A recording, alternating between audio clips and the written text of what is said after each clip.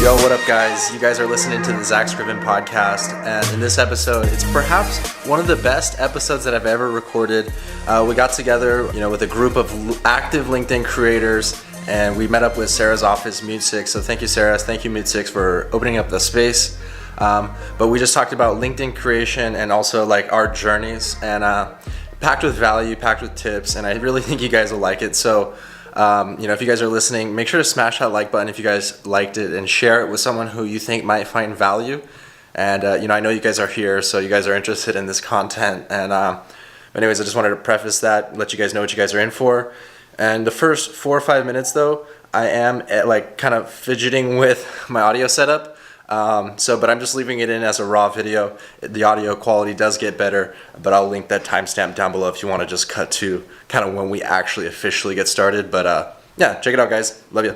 The norm, that's humans, right? And I need to go to sleep for 8 hours to recharge and get up and drink my coffee and then go again. If only I could sleep for 8 hours. That's right. But I started this thing. I started 4 weeks ago where I started waking up 10 minutes. So new. Yeah, 10 minutes earlier and earlier. But you've been creating content before then. Yeah. Okay. Cool. Yeah, this was just the health thing. Because what I did was I watched somebody and they said they slept 4 hours a night every night and woke up feeling great, and they just trained themselves to do it. So they would be done. Do you just go into deep sleep right away? That's what it is. So if you are up for all that time, it's much easier for you to fall asleep in deep sleep, and then you only have to sleep for the little amount of time. That sounds like torture. That sounds kind of Oh, I did it this week. I had to on accident because I was staying up making a video until midnight because it was just a pain in the ass video. And I had a meeting up here in LA that I had to be here at 7 a.m. down in OC, and so I had to beat the traffic. Yeah. I woke up 4 a.m. So it was literally 4 hours, and I was fine the whole day. Wow. So. I was just on a juice cleanse, and I thought I felt good maybe day 3, but it was I didn't eat for 3 days. That sounds ridiculous. That is horrible too. Yeah, we did the keto, me and my wife, and she got the keto flu. So she just felt not the keto flu. What is the It's just a thing some people get, they don't adjust to it well, so your body is just, makes you feel like you have the flu. Well, it's adjusting to being in ketosis. Wow. How long does it last? A week? Just 2 weeks? Well, yeah. It's as soon as you start doing it, it's day 1, your body is shock? Yeah. This. Yeah. Wow. But after a week, it goes away. Damn. Good thing I don't do keto. It gets really good results, but it's not the healthiest thing to do long term. Hey, I just bought this. It's a great stand. I wish I had a second one. Yeah. I was I didn't have a audio interface, and so I was trying to put my audio recorder and hook it up to my computer, and I could not figure it out. And so one of the podcasts that I did, I recorded it all separately, and then I tried to hook it back up with the Zoom. It was the biggest pain in the ass because the audio kept getting off, and it didn't matter what I did. I'd have to chop every minute and move the audio back and back and back and back to get it lined up. Do you guys want to go around quickly and just say what you do, just so we know what to talk about? Sure. Yeah. Want me to start? You start. You guys sort of. Yeah, I do accounting and finance. What? Accounting and finance. Gotcha. Yes. I have my own predominantly remote accounting and finance company. I work with startups, small businesses who need any sort of typically accounting help, whether it's one-time project, bookkeeping, full financials, truly whatever's kind of needed. I also have a core job as I try to build that out and kind of scale that. What's your core job? Accounting. I'm a controller, but yeah. I work in the juice. So I'm a controller, which is just head of finance for a manufacturing company in Wisconsin. Nice. Awesome. I thought we were going to go swimming. Gotta go. Sure. So, I guess for me as a person, I grew up in a place where we didn't really have access to really good learning material and just growing ourselves. So a lot of things I didn't learn until I started getting older in life, and I feel it's one of those things that was kind of a weakness when I was younger, but a strength now that I'm older because I approach every new thing that I'm learning like an idiot. And so that when I figure out how to do that thing, I can teach anybody else how to do that exact thing. And so when I got out of school, and I went to school for creative writing, so I thought I was going to be writing novels like Stephen King. that kind of stuff. That's And I'm gonna be like Stephen King. yeah, that's my mentality on everything especially growing up. But so what do you do? So now. Yeah, sorry, I didn't give the whole background. I just did the elevator I pitch. didn't start from like when I was born. Because I wanted to give the setup for this is why I do so many different things, because I just get passionate and interested in different areas. So straight out of college, I got this role as an instructional designer, where I started. That's close to super your heart? interesting. Yes. And so I did instructional design, and that's where I started getting into print design and graphic design and creative storytelling, and then course design and animation and then video. And then eventually when I came here, this company recruited me. I was out in DC. This company is a financial management company, wealth management company, Capital Group. And so they do a lot of 401k and fixed income and just his world will know all about these things. And for them, I'm just a consultant. So now I work in human resources, and so I work throughout their entire business, from anything from, I'm in a rotation program, so I was this is my life. I just get to go to work in new departments every 6 months and try something new. So from talent development, talent acquisition to testing, general business needs, I get to go in and identify testing. what their problems are and help them solve them and lead projects and things like that. Nice. Outside of that, I own a video production agency, so I've been doing that for 2 years as I've gotten more and more skilled with video. Cool. Nice. You don't leave a lot of room for questions. So I mean, plenty of questions. I'm trying to stand for this. So, should I do the full story? Yeah, go for it. I feel like you started that and we should continue that. So. I like it because I feel like it gives me those wine nuggets, because I'll know how to ask better questions when I figure out how you grew up. Yeah, no, so I grew up in Tokyo, in Japan, so I was there for 17 years. Oh wow. Wow. Do you want me to talk through this? Oh my god. Alright, I hope this wasn't expensive. no, it's just, We're rolling.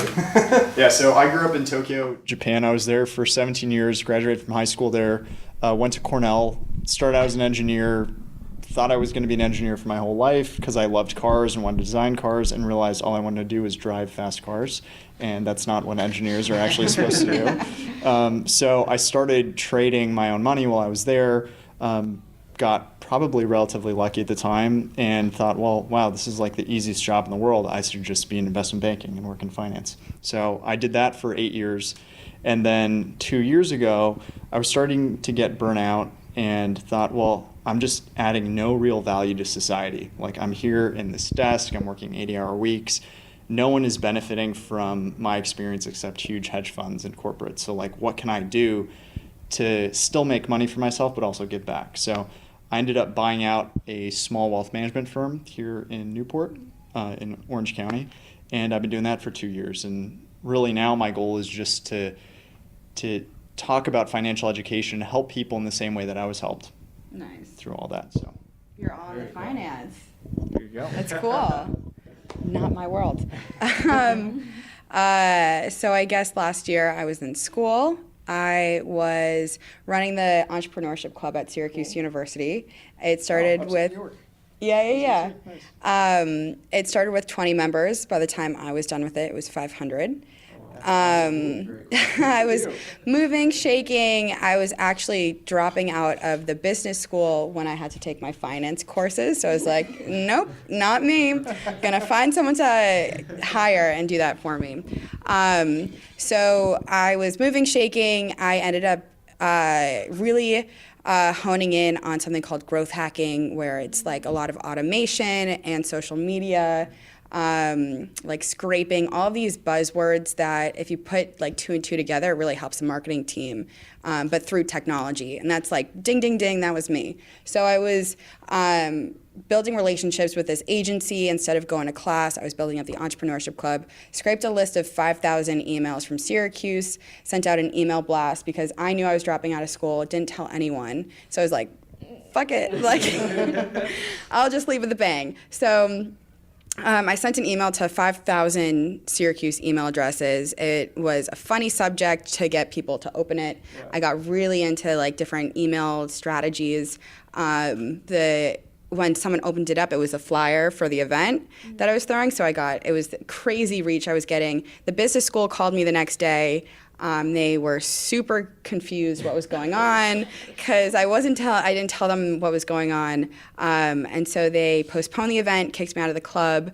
At the time, I just accepted. I was like, I don't care. I'll just like leave quietly. The same day, I got a job offer in LA to work for this agency that was teaching me all these like things about growth hacking on the side. So I was like, hell yeah, dropping out of school today, moving like across the country, and that's it. And so I actually got a call from an ex-boss who actually connected us yesterday. He called me, and I was like, I posted this on LinkedIn because I was like, well, I can't go, like, I just need to tell people what's going on because they're going to expect to go to this event tomorrow that's not happening, and they're going to go to me, which I'm not the president. And so, like, and there's 500 members. People, they need to know. So I sent out another email, moved them all, like in my email signature, it had my LinkedIn, it was hyperlinked to my name. And so that's the only thing people clicked to get more information. So I connected it to a link a post explaining a little bit more, and that's where my ex-boss got an understanding of what was going on. So he called me. We started fighting the school, bada bing, bada boom. Like it was like literally ridiculous. That's how I really got onto LinkedIn. A lot of content. Moved out to LA, was working there for a few months, was fired. So I went back onto LinkedIn, found another job, was in the tech space for a little bit, doing some marketing for a tech company. And then I was at an event, and the VP of partnerships from Yunzhe was there. We were talking, and she was just so amazing. The dream job where I get to show up to work, talk to hundreds of tech companies every single day. I get to. If they're watching, right? Yeah, right. No, but like it's literally what I do. I talk to different tech companies, and I'm a partnerships manager. So I talk to tech companies to see how they can work with our clients. Like, let's say email, they need email capture, so we would talk to Just Uno. They need an ESP, so we talk to Klaviyo. It just depends on like building the relationship. So that's what I do on like the business side. And then I also like as a consumer facing for brands, they're like tech consultant. So you want to grow your email list, let me show you all the tools that you need. And so that's kind of what I'm doing on LinkedIn now, is sharing a bunch of different software tools, how you can use it, different ways you can use it to really leverage your own marketing strategies and kind of like efforts. So but you're also an influencer. And creating the content on LinkedIn has gotten me a lot of reach, a lot of followers. So yeah, it's great. I run a series called #TechIn10, and we can talk about some more strategies that I use there too. I grew up in a small town, Virginia, and then throughout college, I was really interested in startups. But I kind of have that epiphany early of like, I want to do something in social impact, because it was just really strange to work for like a, creative advertising agency and like spending all this time on like creating campaigns for you to buy more butter and all those like really big brands. So I knew that when I graduated college, I knew that I wanted to be in social impact. So and something in startups. So I moved out to SF and then worked at this education company for about like 3 years. That's why I got so excited when you're talking about instructional. It's called Degreed. Degreed? Yeah. I know, actually. Whoa, okay, wait up. Everybody in the ed tech space. They were like pretty close with LinkedIn too, so we'll see how that happens. They're making big waves with their last recent acquisition of Pathgather. Yes. You know your stuff. So I was there and just like got really into, learning, because it was an education company, and started like learning about all these alternative ways of education. Like there was this one school called Minerva, where it's like a traveling college. So basically you're in it for like 4 years. Everything is online. And like renowned professors from around the world teach it, and then you like travel to a different country like every semester. So it's kind of like the world is your stage. So I got really inspired by that too. And then at the end of my 3 years, I felt really stagnant. I wanted to go into like a instructional designer role, but they didn't have that. My company didn't have that at the time. And so I decided to quit. I didn't have anything lined up, but I basically used that knowledge of like, or I kind of just like messed around and like tested how to create my own curriculum. So basically, I quit in October and then created my own learning bootcamp because I wanted to see if I wanted to go into writing or instructional design, which is creating learning experiences. So I did that, and then by the end of that, I realized I wanted to do both. So in January, yeah, right? Why can't you have the best of both worlds? So last year, I started this like freelancing writing business, as well as a career coaching business, and also travel the world. I went to like a different country every 2 months or so, like really. Very cool. Thanks. Yeah, really inspired by that Minerva kind of education style. So I'm basically a writer and a career coach. I also do 30-day challenges, which is why I got really excited when you started talking about it. So that was something I started doing in 2016 and tried out like a whole bunch of stuff over the years, like video editing. I'm still making like monthly recap videos now, and like got into dancing and like exercising because of it. At one point, I could do 20 push-ups, which was like kind of mind-blowing to myself. Yeah, I was like, I'm pretty, small. And I heard about this like LinkedIn video situation pretty recently. So that was something that I became super interested in as well. So we're really excited to learn from you guys today. I'll go next. So I'm. fam?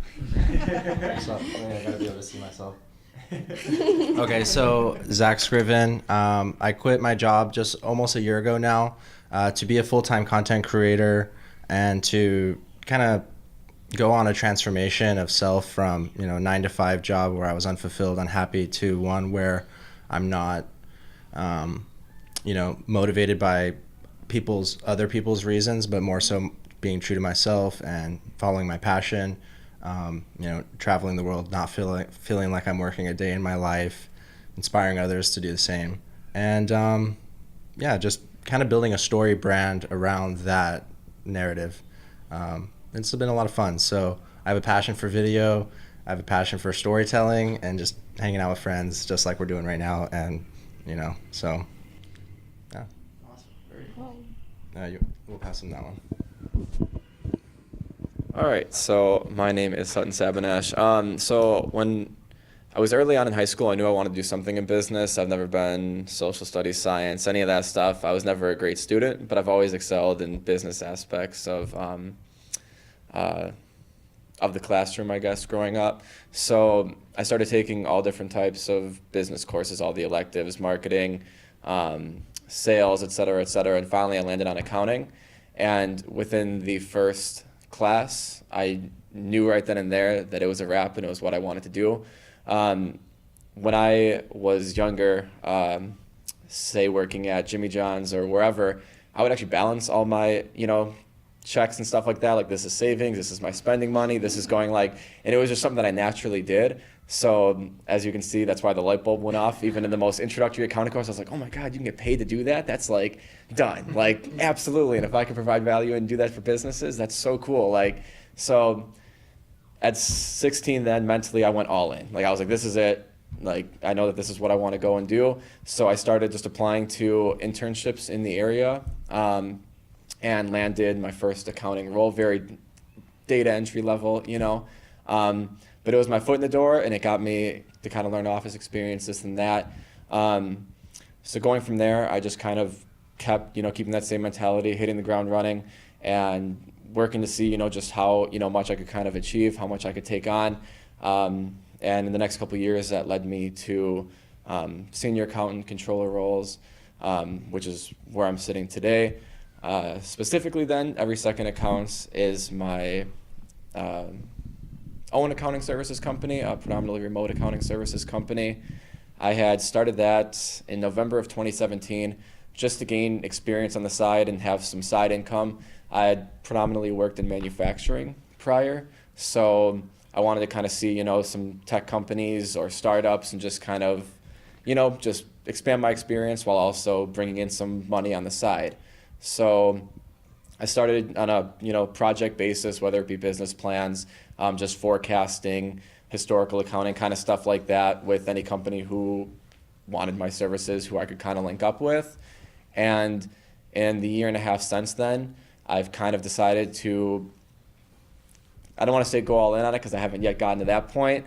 This is all still relatively kind of new on that front, but maybe try to scale it and see where, it can kind of go, because that would obviously be first and foremost what I want to do with my career, is have my own practice and, have my own clients and, be able to kind of have that type of environment and career.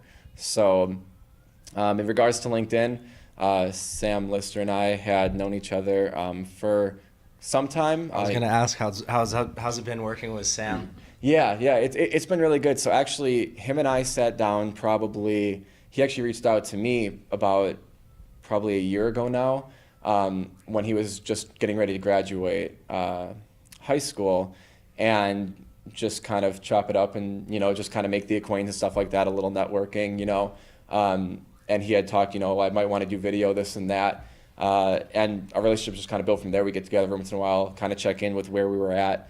And that's when he was, saying, well, I want to do like MK vlogs. And I told him I think that kind of, bubbles you into a little bit of, you should try to think of a name or something like that that's outside of it, because I think, it can grow and you can expand it, because I started to see where he, his passion was lying and how good he actually was at it, even just in a sense of, picking up a phone and doing it and how he can work with people.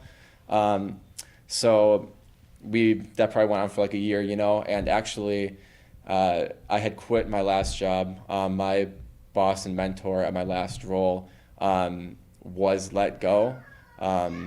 Actually on a day's notice after 15 years at the company, and it was kind of like that situation where I was like, okay, if that happens to that, if that can happen to him, then what is my, what is my role? Where do I kind of stand?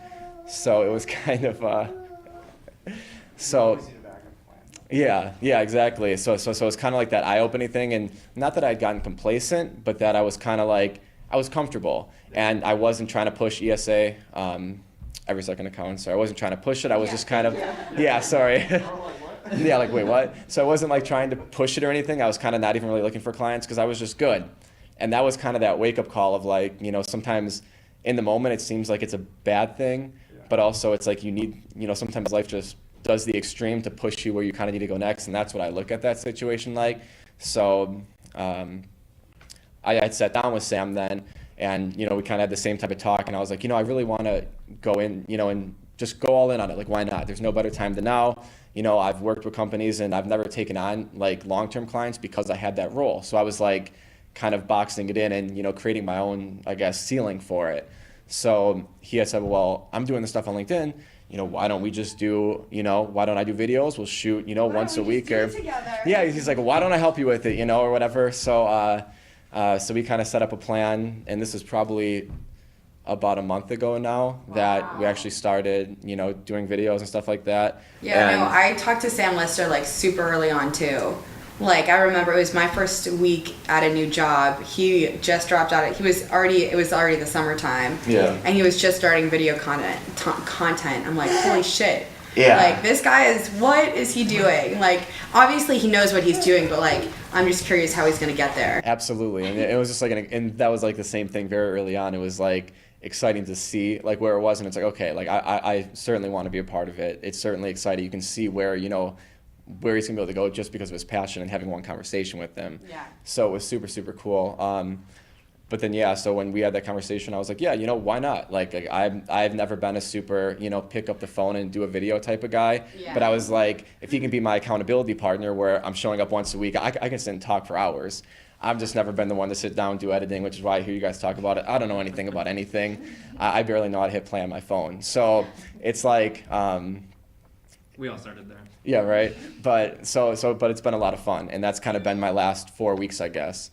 And just came out here for client work, and now kind of here we are. So it's certainly been an exciting path, and it's kind of been overnight, I guess. So.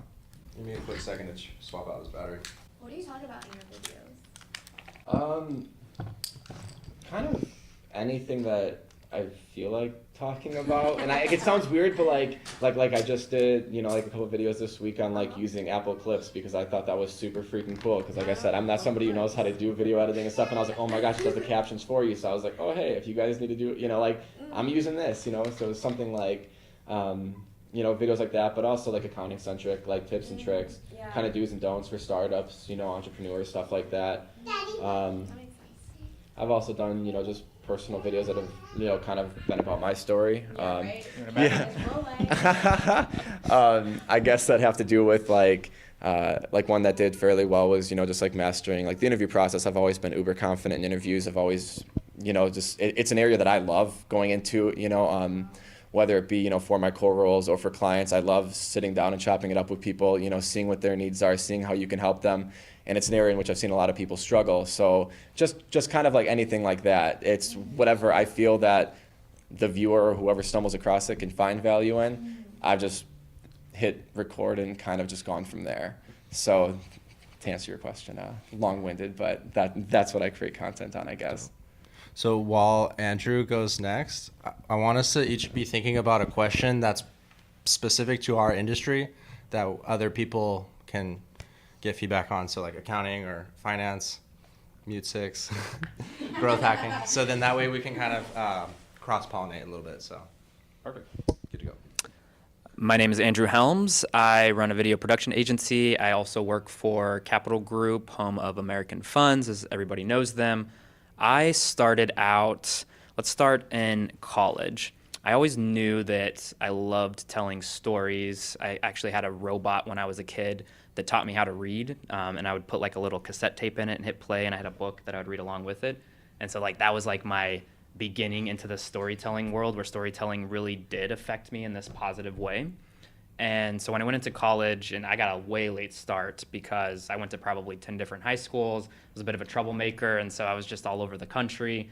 Eventually didn't even graduate high school, and so it took me about 4 or 5 years before I got to college. And so when I got to college, I didn't have any of these notions of like, here's what you should be doing, or here's even something to consider. It was like, for me, I was just picking a passion or something that I was interested in. And so I went through that. I went into college, started doing that. I picked up this gig QCing, quality controlling audiobooks. And so this was actually my first foray into multimedia. And I was working for a company that had a contract with Audible. And it was great, but that contract eventually ran out. And so the work that I was doing was no longer applicable to this company. And the only way for me to stay on was if I started to learn how to do audio engineering.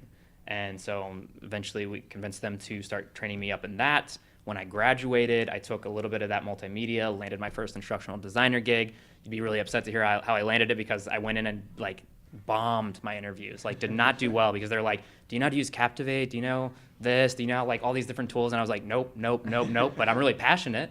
I can learn it. And, so they didn't call me back. And so I went home and I took a Lynda course. And after a week, I had mastered, I think their program was Captivate that they really wanted me to learn. And I came back and I emailed the guy, email marketing. And I said, hey, I know how to do that thing. And my email marketing my game was not on point. But it worked, and they called me back in and they hired me on the spot. And so that kind of started this trajectory where I was able to leverage this passion for learning and learning new things to continually grow my career. And so then I went out to DC. I worked for this tech company that was in the business process management side, and I learned a whole nother technical side of the house on learning. I started getting really deeper into animation and video, and then I got recruited out to LA. So I went like one coast to the other coast, came out to LA, and this is where I started working for Capital Group, wealth management company. So I was learning a whole new industry, but was also now in a consultant role. I'd built up enough skills in all of these different multimedia spaces that I was now able to consult others on how they should think about them and how they should approach them. And if we were looking at a new learning experience platform, right, like I could be in that conversation now to say, well, you could look at Degreed, or you could look at this or that. So really it was just this acquisition of knowledge. And then, as I've done that, I've been in that role for 3 years now. I really started to transfer that outside to other interests. So I started my own video production agency, didn't know anything about running a business, didn't know how to sell, didn't know any of that stuff, but I went out online and I found mentors and I found other people who were doing it, and I found online tutorials, and I constantly tweak and test and fix the things that are broken, right? Like nothing that I ever put out goes out and I go like 100% like I love that content. No, I'm always seeing like what's the flaws in it, what's the thing that I wish I didn't do that time, and then figuring out, okay, next time I do that, how can I get better so that I don't have that same issue again? But then I'll have some other new issue, and that's just my life. And so I do that with everything. So I do the 30-day challenges. I do, like I'm recording a video a day. I didn't even know how I was going to do that or if it was going to be possible, and I completely assumed that I was going to fail it at some point in time. But I am now 4 months into the year and have not missed a single day. And actually, of all the challenges I gave myself, that's the easiest one for me to keep because it's now this consistent thing. It's the thing that like I wake up and I think about, how am I going to get that done? Versus some challenge that I give myself to do something like once a month.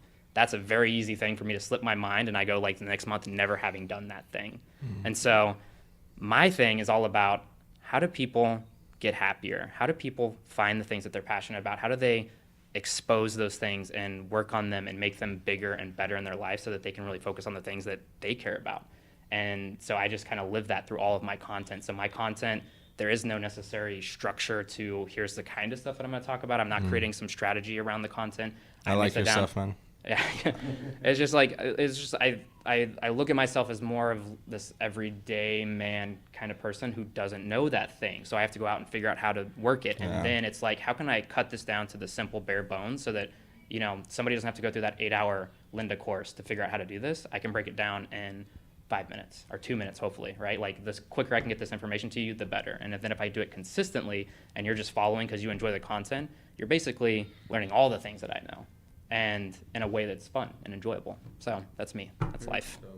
Very, very cool. So That's a very similar angle where I take my content is that as soon as you don't make things complicated, people listen. And that's exactly what it sounds like you're doing, is just take away all these complicated use cases, like just give one person one problem and how to solve it. Yeah. And that's all you need. I see it all the time. So I'm in business meetings with people who have worked at an organization for 20 plus years, right? And so they've only known one way to actually function, or how this thing works, whatever it is, that thing that we're working on. And if I tell them more than 2 or 3 things in an hour meeting, like an hour, they will not remember them, right? Like I need one key point for people to take away from an interaction with me.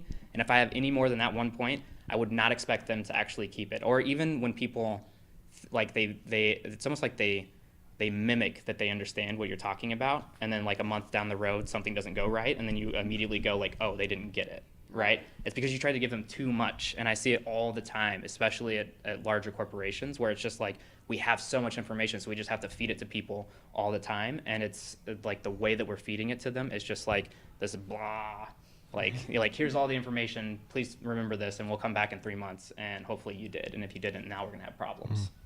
So I want to start off with a question for Andrew. You took recently my course, Crush LinkedIn Video, but on that topic, of online learning, if you were to create a course, or have you ever thought about one? If so, what would you create it on? I have created several courses. So that's basically all I did for prior to my work at this current company. The last 2 to 3 years was just spent creating a lot of courses. And like when I first started, I was busting my ass, like recording these screencasts and like editing them. And at the end of the day, when I got all of that work done, I was able to see like how garbage those were. So if I was to create my own today, I think it would be a completely different experience. So one, I would base mine, like yours, completely on a video-based model, as far as I'm just talking about like how I would build it. But the thing that I would inject into it is these other ways to learn. Because a lot of times what people do when they want to learn something is they go out and they watch a video, and they might watch like a Linda course, like a 2-hour Linda course, and then they do nothing, right? And then they expect that they somehow just like have obtained this knowledge, right? And the information is like 10% of the puzzle. The rest of it is actually putting it into action so that you can like get it in your DNA how that works. I focused most of my course around like energizing the person to actually take action and less about the nitty details. Right.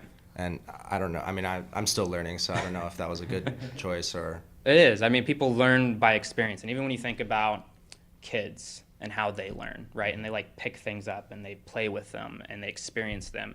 And if you've ever tried to tell a kid anything, they do not listen to you, right? But they still learn things, right? And like how they learn it is they go out and they jump off that 5-foot table and they break their arm, or they they grab like a, I don't know, abacus, whatever kids are using today's, like actually like look at like accounting and things like that, right? Like they do things. And then as we get older and older, then like the norm becomes, let's read a book. Let's talk about it. Let's read a book. Let's talk about it. It's like, how can you get that information as quickly as possible and then act on it or do something with this information?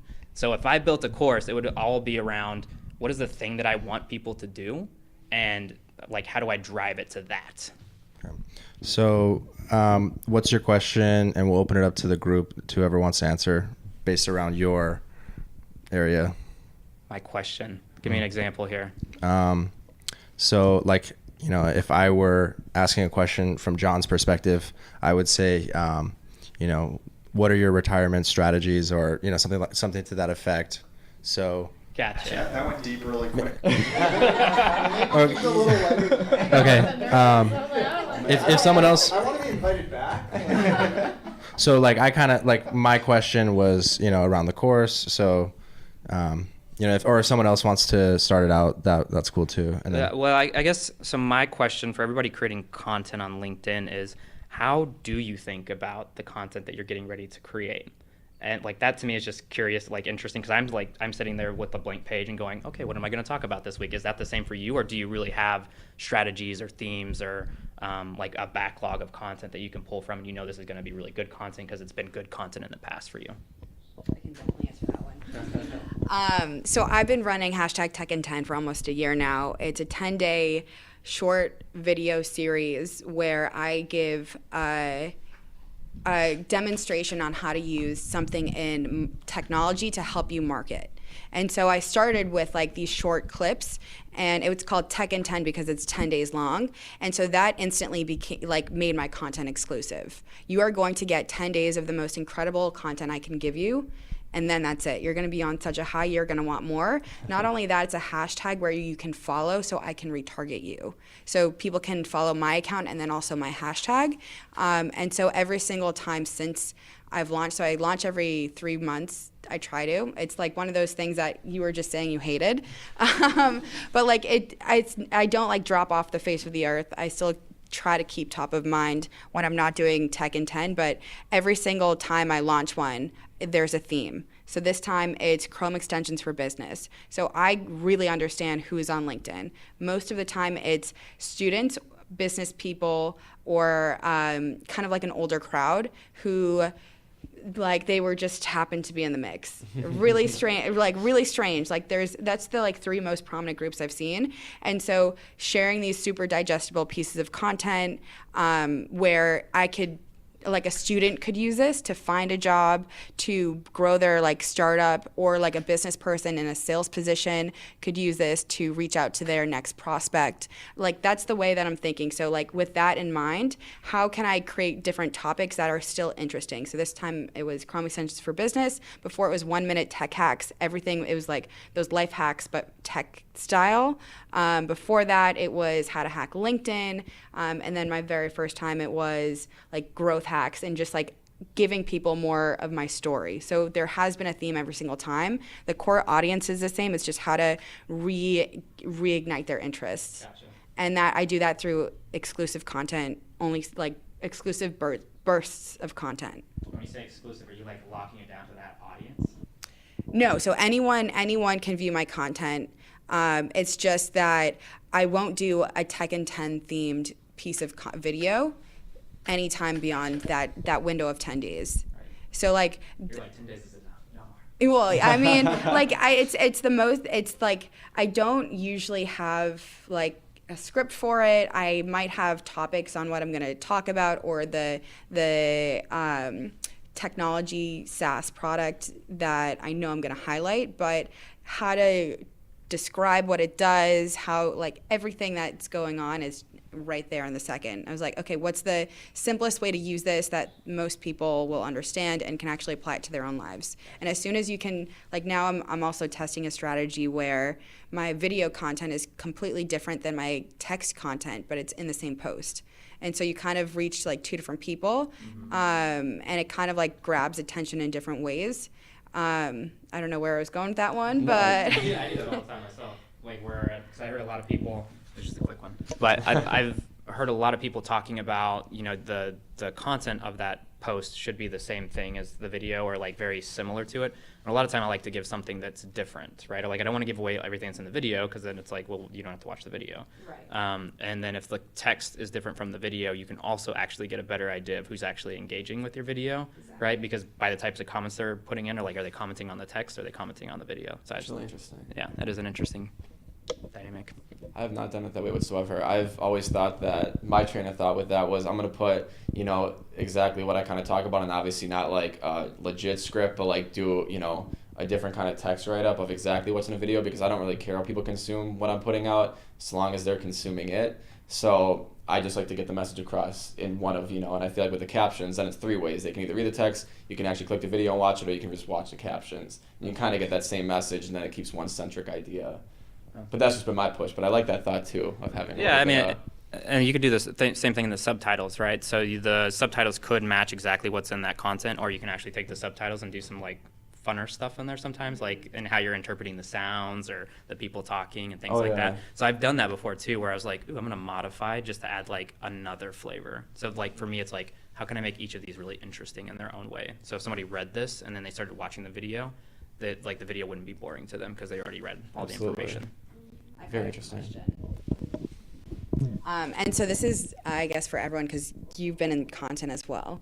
What is the best gimmicks that you actually use in your content?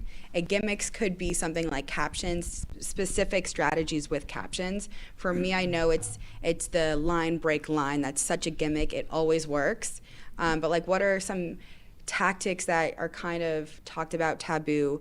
People are 100% in that it works, and then on the other side, it could just be a gimmick.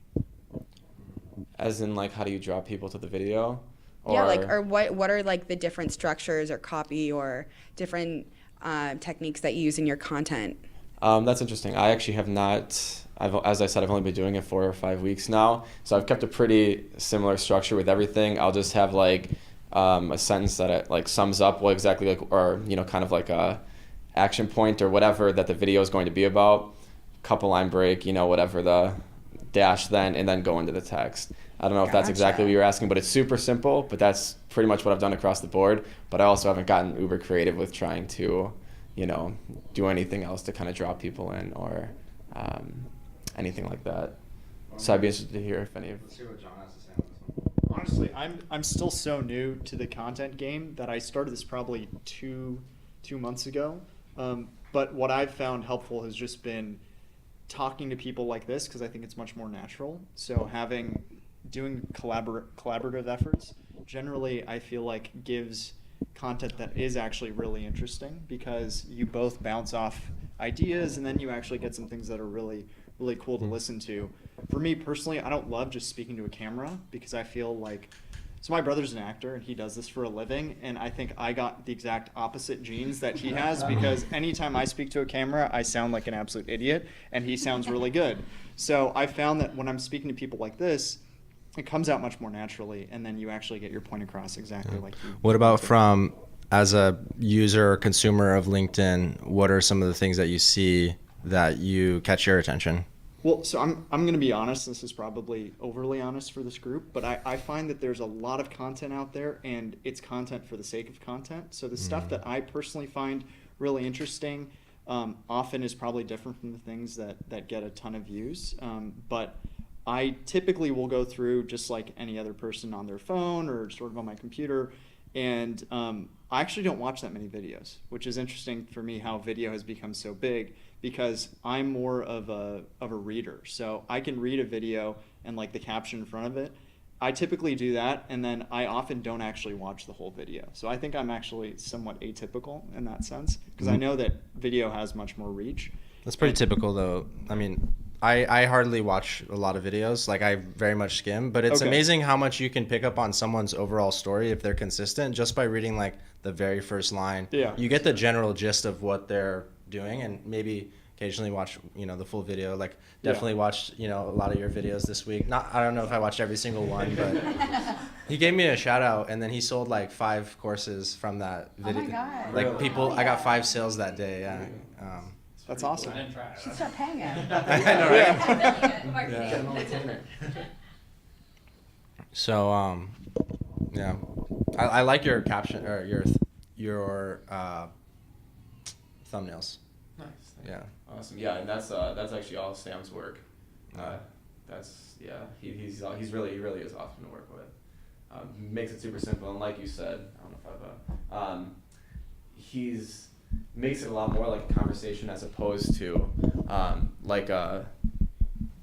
sitting there and just having a topic. Mm-hmm. Because when I first started, I walked in, I'm a very structured, organized person. So I had this Excel spreadsheet, obviously, where it was like, here are the topics I want to talk about. Here's the bullet points I want to hit. This is the date I'm going to post it. This is like, and I was ready. And he's like, okay, sounds good. Like, Yeah. I've tried that. And I was like, no, but for me, I need this to like work. Yeah. And it was horrible. I mean, like, I obviously I haven't used it whatsoever, but I was trying to then like hit every bullet point, and it was like so like Mechanical. Yeah, exactly, where it just was like absolutely phoned in. So we just started going off of like we just sit down and I say, just ask me a question, and then he hits record. Mm-hmm. And then I just talk about whatever my answer would be to that question. So it's like almost an interview in a sense, or it's something like this. So it can be authentic, and so I don't get like, because I'm still, even like this is a little bit odd for me. I'm still getting used to being in front of the camera. It's not my thing really.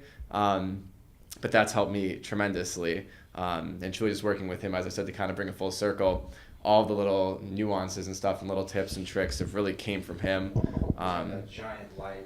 Yeah, exactly. Yeah, it's like absolutely blinding. I can barely see him as kind of just a shadow figure behind the guy. Yeah, exactly. But yeah, so that's kind of how the titles and stuff of those videos came to be. Any questions for the group?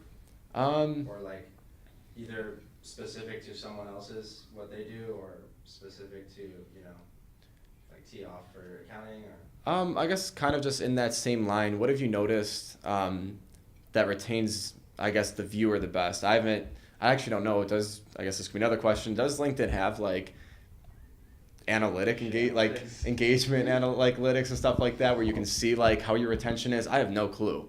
And I was gonna ask if you guys have any like tips, tricks, or stuff that you do. Do you like make the bullet point, do you make the bullet point first? Do you just tell the story in a whole? How do you guys, I guess, draw people in and try to retain your viewers? Or I'll give it a shot on this one. So, one of the things that I found worked really well, like that video that we did last time, was I dropped that little ad in, and then I could see the people, that was so funny. and that was like towards the end of the video, and people that like saw that and commented about it, then I knew they at least got that far in. so what did you like tell them to comment, or tell them? No, I didn't even tell them anything. I just it was just funny, it was just really? comedy, right? Also, it was like a joke of an ad. It was like, so We were talking about how. I'll wait for the camera. Wait for the spotlight.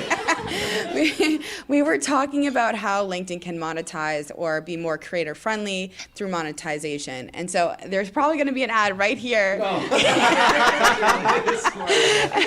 And Zach put in an ad like this literally video is sponsored by Squarespace. like literally right in the middle. And like it was like the whole entire podcast up until then. All of a sudden an ad, I'm like, oh my God, what? Yeah. But the funny part is that company legit paid me, not for that specific ad, but they've paid me before to do branded content with the sponsored hat, to go to events. Really? I really like that, by the way. I did see that post. Yeah, so and that's part of it. It's like I'm educating that, like, hey, LinkedIn is not a box. You can do whatever you want with it. Yeah. Right. Get creative. But for me, so you get really limited analytics behind. It's the best analytics you can get you can get back is through video.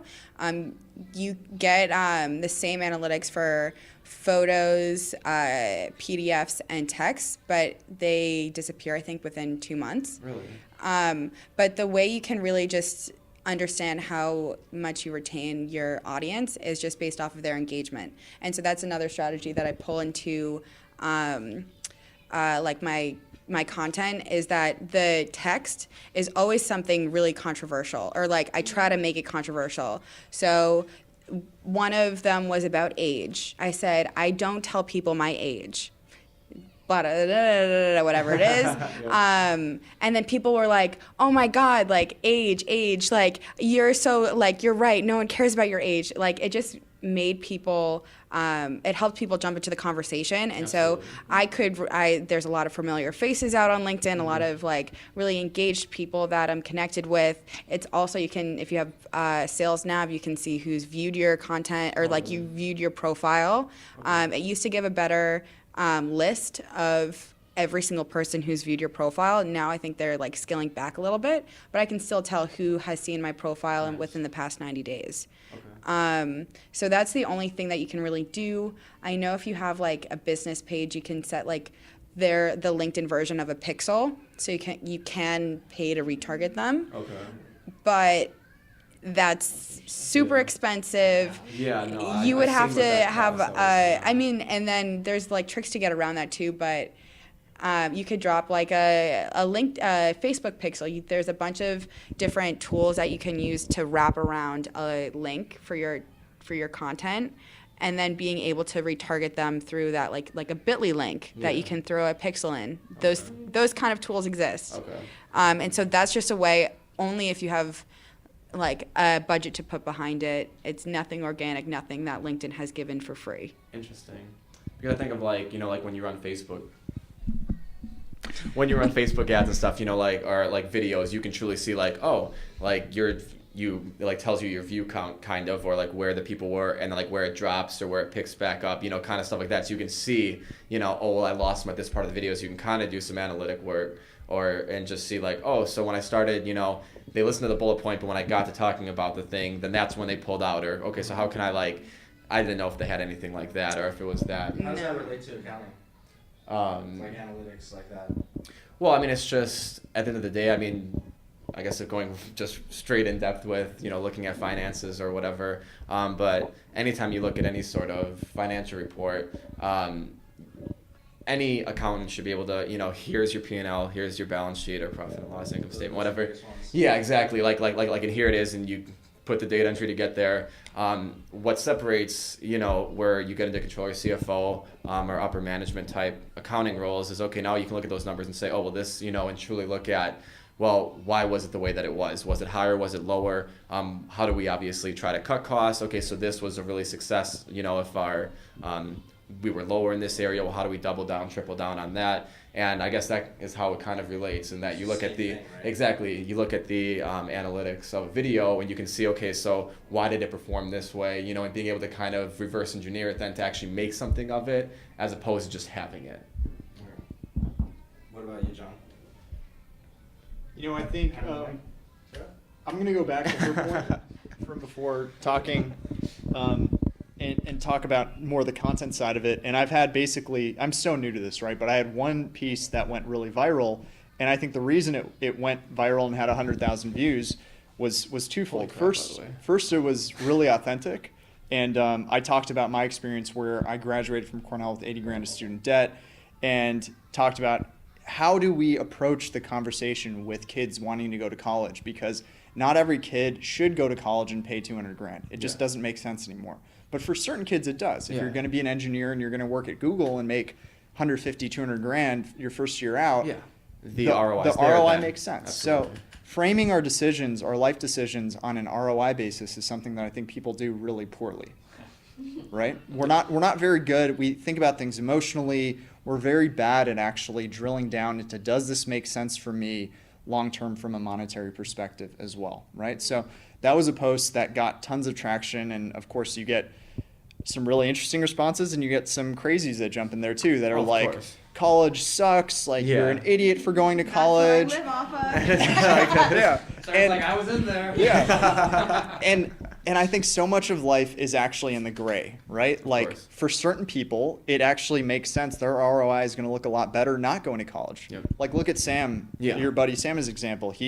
This is a skill that he probably isn't going to need and wouldn't have gotten going to college. What's really funny, I don't mean to sidebar your conversation, he just had I know he did a speech at Marquette, 2 kids doing video who are paying $30,000, $40,000 a year when he's not, like the opportunity He's cost actually there. making money. It's Yeah. the most just crazy like full circle type thought. He's making money to be there, speaking to kids who are paying to be Yeah. there and listen to him, which is his thing, not It's hilarious. which he did by not going and doing what they Yeah. did. Yeah. It's just the most like full circle. Like if that's not like it's Yeah. just a super kind of funny. Yeah. So I think it's think about that for people. They really have to look at their opportunity set and say, am I going to be, what does my job look like in 5 years or 10 years? Do I want to be at Google or do I want to be running my own firm? And could I potentially just go to community college and learn the skills I need on the side? Do I even need to do that? Absolutely. Right? And I think sorry. Oh, sorry. I fucking just killed your flow. No, it's fine. Go I was gonna say, do you follow like the Dave Ramsey method, or do you follow like the Graham Stephan method, like leverage and finance the car, invest the money into the stock market, and No. So Can we dumb it down? Yeah, I actually didn't even know Okay, the way there. so there's basically 2 schools of thought when it comes to like personal finance. Is one, it's just like have no debt, pay everything in cash, save, pay off your house, absolutely pay off your house early, and then there's another school of thought where it's like you use other people's money to make you money, leverage. Oh, I like that. Well, it sounds good. Yeah. So like one example would be like, okay, don't pay off your house early because you have a 3% interest rate on that, and you could take that into the stock market. yeah. Not accounting for risk. But what is your thoughts on that topic? Well, like I said, I think the reason these guys get popular is because they break it down to sound really easy in black and white, when real life is not actually like that. So realistically, you use the house example, right? So what you're saying there, that your cost of capital essentially, and that's one for you, right, is 3%. So the cost to borrow that money to buy the house is 3%. So if you can then go earn more money in the stock market, then you probably should. It's rare, and we're in a very low interest rate environment right now. That's why we have 3% interest rates on house price or on house mortgages. But going forward, it might go up to 6 or 7 or 8, and then at that point, it typically makes more sense to then pay your house down. Right now, probably not. But these are all things that you have to sort of think about, because the world is always changing, the economy is always changing. You always have to think about these inputs and how they affect you. I try to make things simple enough, and I really focus on one thing, which is financial independence. Mm-hmm. And basically what that means is you want to get to a point where you're making your money work for you, and that money is helping to pay off your expenses. So I'll use some really like basic examples. So let's say that you're able to live on 50 grand a year, which, we'll say in LA, maybe that's a little hard, but, we'll just say generally in the US, you could live on 50 grand Isn't a like year. the average household income like 55 or something It like is, that? So yeah. I'm pretty sure that's Yeah. So looking at it that way, then if you hit a point, say, and a very round number would be around like, $800 to $1 million. At that point, you don't actually have to work anymore. All the money coming off of your investments fully pays for that, fully Right. pays for that lifestyle. And people think, well, hell, I'm never going to make $800,000 or $1 million. Like, that's so far off. I'm not even going to think about it. Like, Yeah. Coachella's this weekend. I'm all good. Like, let's just go have some fun. But what they don't realize is that all of this drills down to then what your savings rate is. So it doesn't matter if you're spending 50 grand a year or 100 grand a year. Your savings rate is really the key determinant of all this. When you said this really stood out to me. And also what you said, I'm glad you said it when we're on the phone. You kind of put me in my own place, because you said, in whatever 20, 30 years, whatever I have saved right now for retirement is not going to make a difference. It's going to be what I add each year. Exactly. It's not going to be the rate of return. It's going to be the rate of savings, right?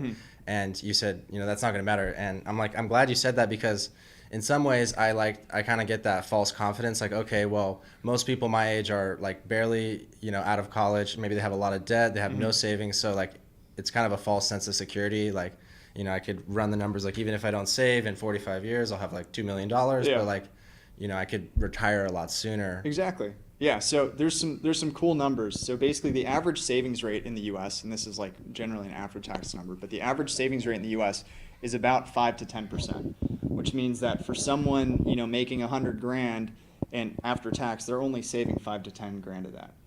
It's so low. And basically what that means is they won't hit that financial independence number for 60 years. So you're 20 some years old. I know we don't talk about your age, but we're 20 something years old, and you are going to be 80 before you can do this. Right. Do you want to work till you're 80? I don't. Right? I want to be doing interesting stuff, but I'm definitely not going to be working a 9 to 5 when I'm 80. So educating people on this and understanding that if they can just move up that dial a little bit. So if you get to 50%, which sounds aggressive, but it's actually doable. I did it for a number of years. You get to 50%. You can hit that point in 15 years. So you can be in your mid-30s and you can have so much more flexibility. You can take all the risks you want. You can basically go live in Spain. You can do whatever you want. Life is your oyster. You do what you want. How and much that's do you charge? I'm going to overlay an image of that graph that you showed, but it really it's blew a me really away cool, when you can save 90, like people don't really get it because they think like, okay, well, if you save 95% of your income, then you can like retire in like 3 or 4 years. I think it's like 2 years. It doesn't make sense, right? Well, yeah. Well, because imagine if you're only spending 5%, it would take you, you know, 5 to get to 90, 5 to get to 85. Like, so let's just say let's just make easy round numbers. You make 100 grand a year, you spend 5. If let's just say you're able to spend 5, and then you saved 95, so then you only spend 5 the next year. Yep. 5. So it's basically just a proportion, right? Mm-hmm. I mean, you could use other numbers, like if you made $1 million a year and you only spent 50, you saved 950. Mm-hmm. You know, so it doesn't make sense, but people don't think that. I mean, that assumes that you also then don't up your spending after. But The question is also how. Like, do you have to make drastic changes to save 50%? Well, not necessarily. So much of it comes down to actually what you're earning, right? So if you're making 500 grand a year, it's really easy to save 50% of your income. Well, not necessarily. If you live in Beverly Hills and you drive a Tesla and like your wife has the G-Wagon and pretty soon like life starts to get expensive, right? And we have clients that are like that where they've made a lot of money over their careers and yet they don't have enough to show for it. These guys could have had 10 million bucks and they have 2 or 3. So much of it is around like being in your 20s and your early 30s. Like you want to optimize the cost side of it, and that's what most of these guys focus on is like, how do I get my costs down and how do I earn a lot more money? And they always want to invest in cool things like Bitcoin, and everyone wants their money to double every year. Realistically, you don't have to do any of that. So the most important thing is just getting your savings rate up. it's financial discipline. It's discipline, yeah. And then just doing some very key things. I talk a lot about just generally investing in the stock market, but that can be real estate. A lot of my wealth is in real estate because that was easy enough for me when I was living in Tokyo. I liked doing that, but it's nice to have a little bit of a balance. But for people that are just starting out, the key is really saving as much as you can. So either make more money, that's one side of the equation, right? Or spend less. And in LA, it's really hard to spend less, so you make more money, right? Exactly. You know, you just breathe the air and you're like, oh, 10% of my income's out the door. So, yeah.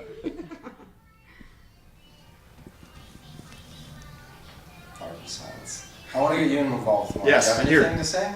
I don't even know what topic we're on right now. I think we're just shooting. We're just the- open discussion. We're Shooting just creating Yeah. content.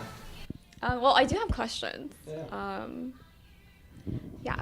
So, from our conversations earlier, some of you said that, you just basically, not just basically, but you basically create content whenever whatever is at the top of mind. And I know you have like a themed Tekken 10. So how do you make sure that the content that you're creating is valuable and like not fluff? And like, how do you balance that with like planning and also, being authentic and being spontaneous? And this goes back into like the engagement, audience engagement too. My one word answer would be iteration. You have to go through it to learn that. Iterate. Yeah, and I think you hit on it for me when you said authentic. And so I care I don't care as much about creating value for people as I do about being authentically me and sharing whatever it is I'm interested in. Because I'm sure that there are plenty, I mean, when you're creating a video every day, people who are watching your content aren't going like, oh, every day is amazing, right? Like, people are watching going like, I don't know about this day. And like I see it all the time, because I do things with my kids all the time, and all of my posts, it's random. Like every now and then one video with my kids will like blow up, and people will be like, oh, I'm so happy you shared with the kids. But like in reality, if I go back and look at the analytics, like 85% of the time when I have my kids in it, like people are not really watching it, right? Because it's my kids. But it's a piece of me that I want to share with the world, that you can be a professional, you can be a dad, and you can do it all. It's a different play. Yeah. You know? But it, like, for me, it's like I didn't focus so much on that piece, especially since like when I was starting, I wasn't getting like any engagement anyway. So it's like I didn't even know who was out there.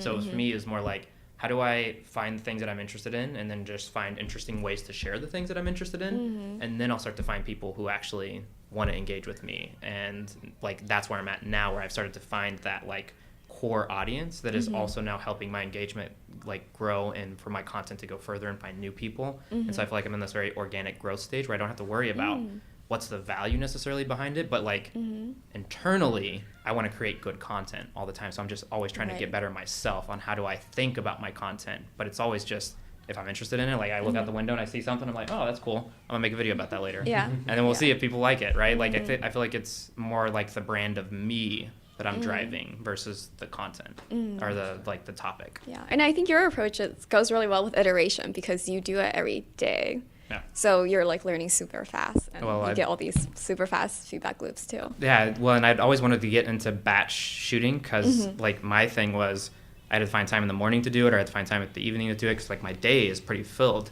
And so I took Zack's course, and like it challenged me basically to do batching. And so I was like, all right, I'm doing it. Like I woke up early and like started like doing all the things and batching it, and then I put it through, and then the rest of the week actually went really smooth because I had content for every day. And so then at night I was getting a little bit more extra time to spend on my client work and on their videos and their content. And so would you say that was worth the price of the course? I've said it I've said it several times. I was going to say, Zack's course sounds amazing. I want to take that too. Actually, I just recommended it to somebody as well who reached out via direct message and started asking me questions about like, hey, what should you do for video? And now it's like, actually, I don't have to sit there and explain it to him. I can be like, go check out Zack's course. It's a super still at this price, and he's going to walk you through all the same things that I would tell you in this message. Sounds amazing. But I have a different answer. So when I was just starting out having content on LinkedIn, growth hacking, just the term, was super new to my audience. It was very new to me as well, and so I'd get people to reach out to me and say, what's growth hacking? What do you mean by that? And so I started to explain it, and then I started asking questions. And it would be things like, what do you wish you could do through social media that you can't achieve now? And so they would be like, DM all of the people who were customers on Instagram. I go, okay, let me put these two tools that I know how to do together to automate that process. That to me would be growth hacking. And so that would actually funnel right back into my content. I would actually share those techniques and those different tools to use. And so I would actually go in and ask my audience, what do you think about it? Like, how does this apply to you? Interesting. Yeah, that's really smart. I do the same thing for my clients when they're doing any kind of bigger thing. Like if I'm building an online course or something, I just know it's going to be like, this is going to be a concerted effort. You don't want to get through it and then it not resonate. I always go back to say, one, how do you market this and get people in? Is you go into these communities where these people live online, and then you ask them, like, what are you struggling with? What are your challenges? And then when you build that course, it's really like an interesting way to approach it, because you're building the marketing before you ever build the material, and most people would do it the other way, like build the material and then market it. And so you build this marketing to go like, okay, if we built this, people would want it, and now we can go and build this for you. And then on top of that, just because LinkedIn is such a community and has that aspect, I am like best friends with one of the first people who ever gave me their insight on what they wanted to know about Instagram. And just because I gave him a shout out on the post being like, this is Jermaine's question, and he of course shared it. He's like one of my best friends for life, and like he's a follower for life and everything. Jermaine's a G. He is a G. He's the homie. Hashtag Canva created. But it's another way to build community also.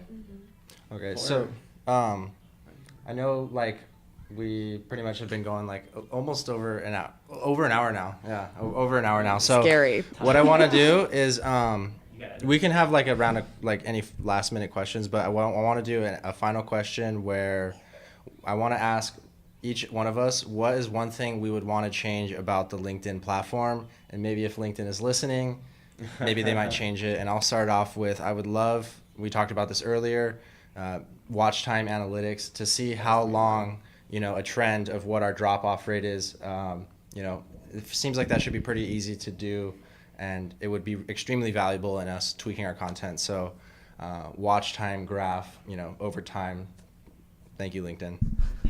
I want the exact same thing. That was going to be mine. Yeah. Okay, So we got to have a unique one though. So shit. Crap.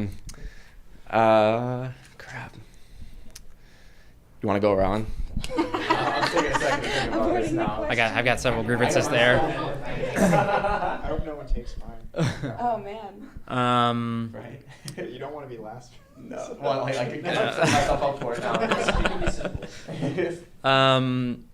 They just came out with a release on the app that lets you do video messaging within the Messenger tool now, but I want to see it on the desktop version, and I want better control over it.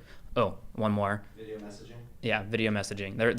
They're almost there, I think. But the other one is when you upload a video, you can no longer edit the SRT file. So if you notice, like you're watching it and you're like, oh shit, that thing's wrong. Like you have to delete the entire video and re-upload it. You used to be able to edit it? No, you've never been able to edit it. Oh. I want to be able to. If I do it on Facebook, I can edit it, right? Like I do it any other platform, it lets me edit it. natively? Yeah. Gotcha. Yeah. Or just upload a new one. Well, no, but he wants to edit it natively. That's his feature that he wants. Yeah. Oh, that's another one. that wasn't what I was talking about. Just kidding. You can't add a subtitle file from your mobile phone. So if you're on the go and you want to add a subtitle file, you just can't do it. You have to go back to a desktop. So that's another one. Lots of issues. I can keep going. This is going to be another hour. Yeah, seriously. No, the messenger side of it to me just doesn't. I miss so many messages every day, and I'm not remotely popular, right? Like, so for people like you guys that legitimately have a ton of followers who are with people reaching out to you, some of which may become clients, like you really want to make sure you have the ability to see those. And the search function right now, like it's clunky, it doesn't work great. Like there just needs to be like Gmail plugin in LinkedIn, and then everything just flows much better. That would be my sense. I'll take yours. No, I've got another one. So this is, I think it's very forward thinking, but being able to access the API and just having outside technology and different tools to communicate with LinkedIn to make it more of a universal marketplace. That'll be the toughest one. Forward thinking. Forward thinking for sure. I think LinkedIn has a lot of potential, and as someone who is, really new to creating on LinkedIn, I feel like a lot of people aren't really using like the platform. Like for example, my friends and other young professionals, they still see LinkedIn as a place just to put your resume, but with all the videos that are going on, there's just so much potential and value to be like gained from it. So maybe like a campaign or some sort of rebranding, targeting towards young professionals to be like, hey, we really like grew from this, professional resume that you only update once a year when you're, or whenever you're looking for jobs, to actually this like social media platform that is really valuable and like a place for you to learn and grow. Awesome. So now I've got two since I let it go around the table. When you said about editing videos, I've gone ahead and sometimes I'll post prematurely and forget to attach something, and then idiotically not copy the text or something like that, and I'll just go forward and go, crap, I need to delete this. It doesn't go into an archive. It's a big pet peeve that I've had. There's no once you delete it, it's just truly gone. Like if you delete a post in any way, shape, or form, video or they just, but I would like if it would go into like a queue or something, or it's like, oh, like my deleted videos or something like that. Like on Instagram, when you post, it saves to your camera roll. So okay, you still have, that like, there's still something there. You don't just completely lose it. Because I've written, the exactly 1,300 character text, which actually is another thing. So 3, that I would like that increased, because sometimes you can't sum it up and I can talk for days. So, but I'll like do the entire text, not save it, and be like, oh, I forgot to attach the video to it. go ahead and delete it and then be like, oh my God, I got to write that entire thing again. And then your inspiration's totally gone. You're never going to write the same, exact like text and points that you had. So maybe like an archive or it saves it somewhere would be great. And then to build on the messaging thing, I don't send out a ton of connections, but I send out enough to people. Like obviously I sent one to you, Zach, once upon a time and stuff like that. I hate that it shows up as a message, that like it's an unread message, because it buries the actual messages. It'll be like accepted your invitation, and then somewhere in there's a message where somebody's actually hitting you up. But if you say connect with 15 people, and you check it after 2 days, it's sandwiched in there. Why does that give you a new message if somebody accepts your connection? I can even send you some notification or something, but to throw it in your messages just sandwiches and buries the actual stuff that you actually want to see when people are actually reaching out. Well, it's not built for volume. Exactly. You can't. It's built for connecting with one person and being like, hey, you should reach out. Yes, but exactly. It's not built for having 10 people connect with you in one day or 20 or whatever. Yeah, and I think that goes back to LinkedIn being a platform of, where you're not supposed to actually connect with people who you don't know or you don't truly like. So I think it's set up that maybe it's so. I don't know if it's supposed to, disencourage it or what, or if it just was built on that, but that should probably be a change too, where you should want to, network and go out of your comfort zone with people, because that's how you truly build it. Yeah. Like, we didn't know each other, but now look, we're sitting here having this conversation. Same with all of us. If you were only connected with people that this wouldn't be happening today. So I think that's kind of an interesting thing too. And I get that it limits the spamming and stuff like that, which is horrible on any platform. But I think that there's a happy medium somewhere that they should probably try to work to find. Yeah, I think it'd be cool to you have hundreds of connection requests, and let's say you don't want them to be a connection, if you could just say convert to follower. That would actually be really awesome. Best idea at the table. Please. Upvote, clap. Yeah. Well, I like, Sarah, that you gave us that tip. You can do select all and accept all, but then you're limited to 30,000. So I like that you showed us how to change your primary action button to follow, but still people somehow want to connect. And another thing, I think awesome. LinkedIn may or may not do. I don't think LinkedIn is going to do half of these things, but or any. So. The other thing is maybe requiring additional message, require a connection request to have context. No. No? No. I would get hit up by salespeople all day long, and it would be it would give them 100%. They would every single time have to sell me something. At least now I only get sold when I want to. Mm-hmm. So anyways, LinkedIn, that was our things we want LinkedIn to change the platform. So yeah, that was a little micro video. Nice. But I guess if there's anything else, any other questions or whatever, we're going to wrap this up here. And I guess you guys don't have to go home, but you just, You just got to tell out here. Tell this video. So. We are hiring. A ton of right hooks. No. Yeah, plug music. Oh, for sure. Sold. Thank you for having us here. Yes, thank you very for much. sure. Very, very kind. What am I? Kelly? I guess she's editing videos. So plug Mute 6. Well, I know we're hiring for a lot of Google experts. We're hiring a lot with Facebook account managers, coordinators, really any position for a marketing agency we're hiring for. Shout out to Lewis, because I know you're going to love that. And yeah. Everyone plug their own shit.